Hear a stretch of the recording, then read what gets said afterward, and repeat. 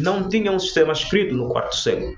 Ulfias chegou lá, estudou a língua dos godos, entendeu? Eles eram agressivos, mas ele conseguiu conviver com os godos, estudou a vida dos godos, criou um alfabeto para os godos e depois pegou a Bíblia, traduziu a Bíblia para este alfabeto, ensinou os godos a ler seu próprio idioma e ensinou-lhes a ler a tradução da Bíblia. E, no fim do século XX, fez uma pesquisa, não é, em vários países onde a reforma havia entrado, várias formas, onde o paganismo havia chegado, e concluiu-se que os países em que a reforma havia chegado, a reforma protestante, eram as universidades que primeiro eram cristãs dos Estados Unidos. Estamos a falar da Princeton, estamos a falar da Universidade de Colômbia, estamos a falar das outras universidades ali, Harvard, por aí. Essas universidades hoje têm um grande problema de analfabetismo funcional. Tem lá pessoas, sim, mas tem uma taxa de analfabetismo funcional. Parece que depois que houve essa transição de universidades que eram da igreja para serem universidades legisladas pelo Estado, controladas pelo Estado, a taxa de analfabetismo nos Estados Unidos aumentou 35 vezes. Estudar a Bíblia não é incoerente com o progresso científico, não é. Porque nós temos o testemunho dos pais da ciência, René Descartes. René Descartes, penso logo existe. René Descartes agradeceu a Deus por ter esta concepção. René Descartes, pai do racionalismo moderno, matemático brilhante, filósofo brilhante, era cristão. A própria ideia do Big Bang foi de George Lamaitre, que foi um padre. Se nós hoje temos o Big Bang como modelo, não é? No início este modelo foi proposto por George Lamaitre, que foi um padre. O método científico foi proposto por Francis Bacon, que mais uma vez foi um padre. Quem descobriu as questões lá planetárias, não sei o que, da órbita, você tem lá a tríade. Galileu, que era cristão, tu tens Copérnico, que era cristão, tu tens Kepler, que era cristão, e acrescento Newton, que era cristão. Todos esses tiveram grandes contribuições para a ciência. Então, de onde é que vem essa noção de que ser cristão é ser burro? Por quê? Porque nos ensinam nas escolas o materialismo científico. Propõe-nos um universo mecanicista. Nós observamos o universo e vemos o universo como algo simplesmente material. Não conseguimos entender que existe um transcendente. Então, a nossa visão do mundo torna-se materialista. E tudo que existe é materialista. E a verdade é material apenas.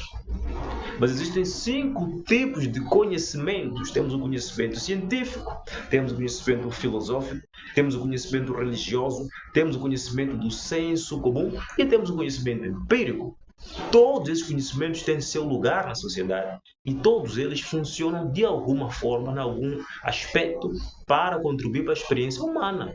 Nos trazem diferentes aspectos de uma verdade absoluta.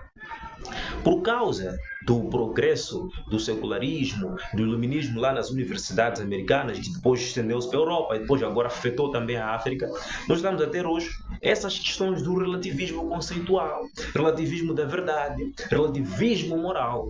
Está a perceber? Todas essas são consequências que surgem por causa de uma cosmovisão de mundo ateísta, uma cosmovisão de mundo secular, que exclui Deus da equação do mundo. Então, não temos, não é? Antes de Jesus nascer, é engraçado que enxotavam crianças, deixavam as crianças abandonadas, as bestas comiam as crianças.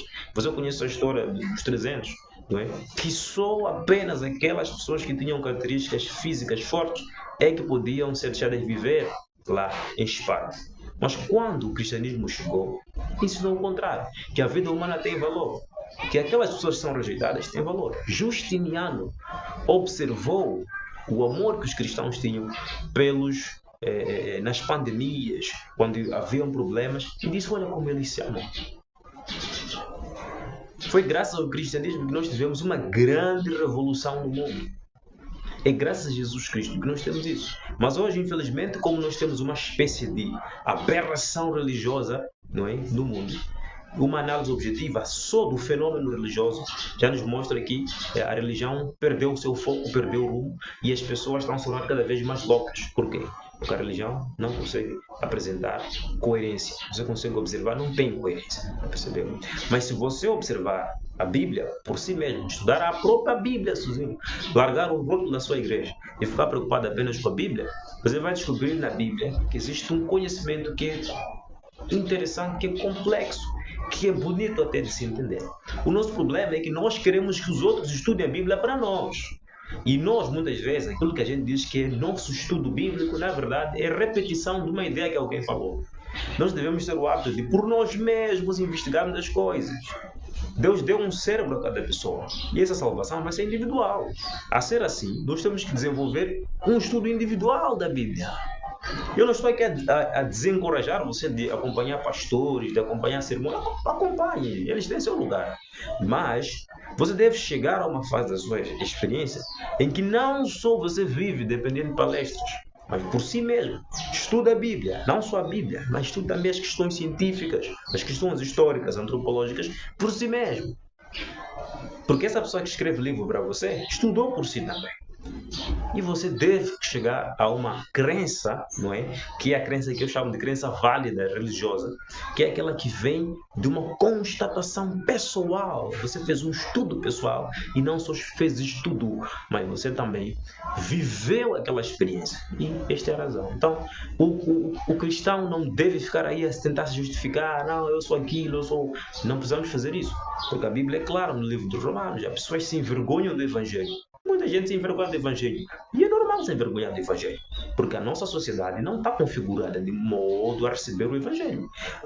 O Evangelho é loucura para os que se perdem, como diz a Bíblia, mas é poder de Deus para os que estão sendo salvos. E há muitos acadêmicos, o mais engraçado, que são teólogos. Pessoas de grande contribuição científica, pessoas que fizeram inúmeros avanços desse lado, do mundo das ciências, do mundo das humanas, mas são pessoas que estão na vanguarda, percebeu? Então, nós não precisamos ter receios, não precisamos estar a girar em círculos. Mesmo os movimentos políticos do mundo, os grandes líderes políticos, geralmente eles têm uma confissão religiosa.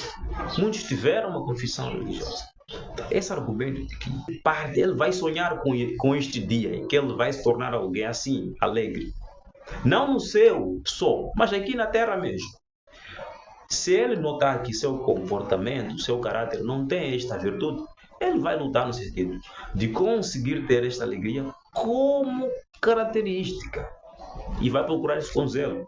Tem mais aqui, paz. É o outro elemento que está dentro do fruto do Espírito Santo.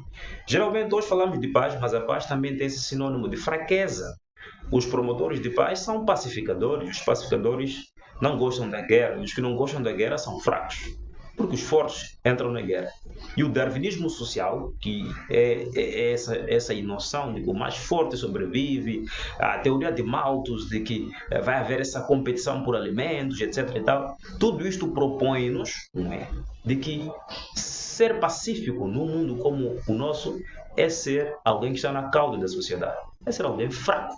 Então, os que procuram a paz são fracos. Aí você vê Nelson Mandela, não é? Um grande exemplo de força, não é? Você vê os grandes reformadores que pregavam e ensinavam, libertaram várias pessoas. Você vê os que ficavam nos mosteiros agostinianos na Idade Média lá, traduzindo tratados, calhamaços de filosofia. Essas pessoas ali viviam num ambiente de paz e promoviam paz, mas nem por isso deixaram de ser pessoas de grande envergadura e que causam até hoje admirações por parte dos estudiosos dessas coisas. Longanimidade, ser alguém longânimo, sinônimo de fraqueza hoje em dia. Benignidade, ser alguém bom, sinônimo de fraqueza. E até nós vamos longe, né? Quem é bom é burro ao mesmo tempo. Não só ser bom virou sinônimo de fraqueza, mas agora virou sinônimo de burrice. É burro aquela pessoa que é longânima, aquela pessoa que é boa, benigna. Bondade, não é? Fidelidade.